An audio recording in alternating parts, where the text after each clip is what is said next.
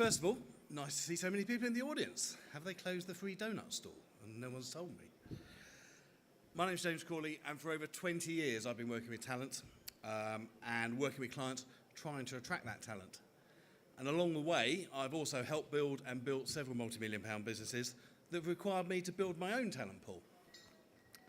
I now help clients consulting on this, and I write, as Alex said, and present on this reasonably regularly. So we're going to talk about fueling your employer brand, which I can talk about for days, but we've only got 4.5 minutes.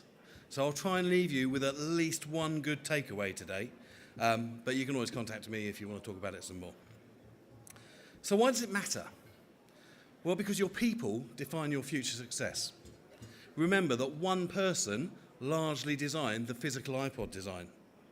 James Dyson singularly revolutionised vacuum cleaner. And one bloke, a naval architect, invented the slinky and made himself $250 million in the process. So that one person joining your business today could revolutionise it tomorrow. That's why getting the best person matters. That's why your employer brand is so important.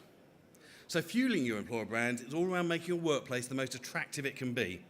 It encompasses a range of factors from paying conditions, locations, ethics, corporate social responsibility, development, and business processes. Some you can change really easily. Take pay, for example, but beware the simple solution.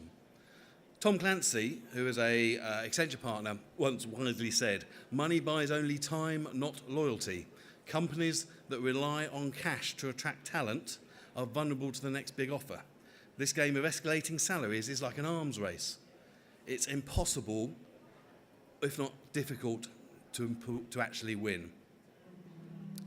So you need engaged purpose. If you leave pay aside, employee engagement is the most important part about fueling your brand. It needs to be clearly articulated. It needs to be developed with the people that you want to engage. So you're walking along and you see 3 people digging a hole. What are you doing? The first one says, "I'm digging a hole." The second one says, "I'm digging a foundation." The third one says, "I'm building a cathedral." Which of those 3 people doing the same job has got an engaged purpose? More importantly, which of those people is going home to tell their comrades, peer groups, etc., how great their company is and how great their job is? Once you have purpose, you can start creating engagement. But you can't create that engagement until you know what your team think. So create those engagement channels, develop a strategy and implement it that then enacts the results of those engagements. So let's talk about corporate social responsibility. One of my favourite topics. For what it's worth, my definition is corporate social responsibility involves any impact a company has on its environment in which it operates, the environment where its products have an impact, and its people. People genuinely care about this now more than they ever have before. They will often choose a less financially rewarding opportunity to work with what they perceive to be a better company. What you need to decide is what your values are, and therefore what CSR is going to mean to you, your people, and your customers. Whoever you're going to attract, they're going to look at your CSR agenda with a couple of thoughts in mind. Is it genuine? So when I tell you that a popular coffee company donates less than 0.1% of its profits to its foundation, despite plastering it over the wall of every single one of its branches, you get an idea what I'm talking about. Secondly, is it relevant?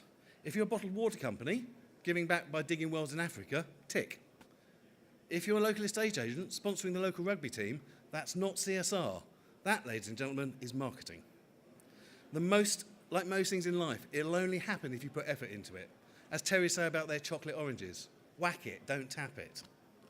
So the first of 3 key pillars in creating a killer employer brand is getting your engagement right. Employer brand is hard to measure.